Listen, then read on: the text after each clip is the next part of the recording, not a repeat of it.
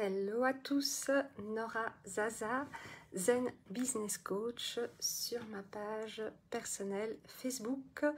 Je voulais vous faire ce petit live aujourd'hui pour vous partager une de mes visions, une de mes compréhensions qui concerne toujours ce désir, cet objectif et surtout qu'est-ce qu'on va expérimenter à l'intérieur de nous, qu'est-ce qu'on va ressentir quand on pense à notre objectif et quand on pense au désir qui nous tient à cœur, que ce soit créer un nouveau couple, que ce soit faire en sorte qu'un projet qui nous tienne à cœur aboutisse, que ce soit augmenter ses finances, que ce soit créer un nouveau business. Donc qu'est-ce qu'on ressent à l'intérieur? Il se fait que c'est un peu dual, soit quand on pense à notre objectif, ce qu'on ressent vraiment à l'intérieur, c'est « je ne l'ai pas encore ». Et dans ce cas-là, si c'est ce qu'on ressent à l'intérieur, alors notre vibration est plutôt une vibration de manque, d'absence du résultat, d'absence du désir, d'absence de l'objectif, une vibration de peur.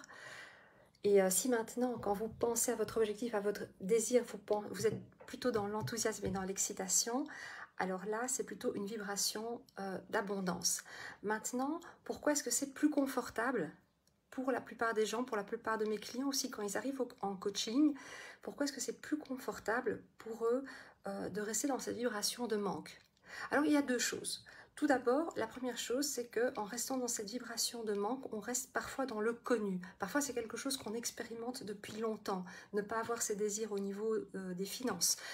Par exemple, au niveau du couple, ça peut être une personne qui a essayé des relations, ça s'est soldé par un échec et ça continue encore, ou alors elle est seule depuis longtemps. Et donc, ce qui se passe, c'est que ce connu, notre corps, notre système nerveux, il est addict au connu et aux habitudes. Pourquoi? Parce que ça ne lui coûte pas beaucoup d'énergie quand vous êtes dans le connu, quand vous faites face à vos habitudes. Et donc, il aura tendance à toujours prioriser, mettre en priorité les circuits que vous connaissez déjà. Et c'est pour ça que des gens expérimentent parfois des échecs et puis ça recommence et ça recommence. Maintenant, quand vous êtes excité, enthousiaste par rapport à votre objectif et que vous êtes dans l'abondance, il faut savoir que vous allez devoir gérer aussi l'inconnu. Puisqu'en fait, le nouveau résultat qu'on n'a jamais eu avant et qu'on espère avoir et qu'on est excité à avoir, on ne le connaît pas. Et en fait, ça fait peur. L'inconnu fait peur, l'inconnu va demander de faire des efforts, l'inconnu demande d'être flexible au changement. D'ailleurs, une des phrases d'un de mes audios de reprogrammation du subconscient est justement je suis flexible au changement, j'ose faire de nouvelles choses. Donc c'est une des phrases que j'ai mis, une affirmation que j'ai mise, qu'on peut écouter dans cet audio et qui permet justement de reprogrammer le système nerveux, le subconscient, à ce qu'il soit flexible et au fait qu'il accueille avec beaucoup d'abondance le changement.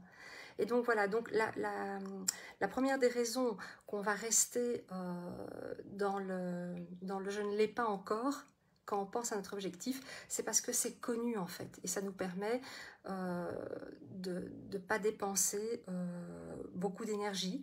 Et puis deuxièmement, ça nous permet de ne pas sortir de notre zone de confort aussi. Et donc de rester dans ce connu et de ne pas faire une action nouvelle qui demanderait à notre système nerveux de dépenser trop d'énergie. Deuxième chose, on préfère rester dans cette énergie de manque ou de je ne l'ai pas encore, on préfère vibrer ça parce qu'on a peur. Donc l'inconnu fait peur aussi. Maintenant, les gens ont aussi peur quand ils restent, quand ils n'ont pas encore l'objectif voulu. Imaginons que ce soit les finances qui vous manquent, ça fait quand même un petit peu peur à la fin du mois quand on ne sait pas payer ses factures. Donc à un moment donné, il va falloir choisir quelle est la peur que vous voulez affronter. La peur du manque ou plutôt la peur de l'inconnu qui sera liée à ce nouveau résultat ou la peur d'accueillir l'abondance dans votre vie. Donc voilà, donc je vous faisais ce petit live aujourd'hui pour vous rappeler que quand on a un désir, il y a deux manières de le ressentir, soit d'avoir son focus sur « je ne l'ai pas encore », soit d'avoir son focus sur « je suis enthousiasme et excité ». Et donc, à vous de voir comment est-ce que vous allez tenir cette vibration d'enthousiasme et d'excitation et diminuer la fréquence vibratoire du manque dans votre vie. et donc de prendre votre courage à deux mains et d'affronter la peur de nouvelles actions, la peur de faire quelque chose que vous ne connaissez pas. Ça sera un petit peu inconfortable au départ, mais c'est normal. Mais avec le temps, cet inconfort, non seulement il va aboutir au nouveau résultat que vous voulez, mais en plus il va aboutir à ce que vous ayez plus d'énergie aussi. Donc voilà, donc ça c'était mon message d'aujourd'hui. On diminue la fréquence vibratoire du manque et on prend son courage à deux mains pour aller vers l'abondance et pour manifester ce désir qui vous tient à cœur. Voilà, je vous embrasse, bisous et bonne journée surtout.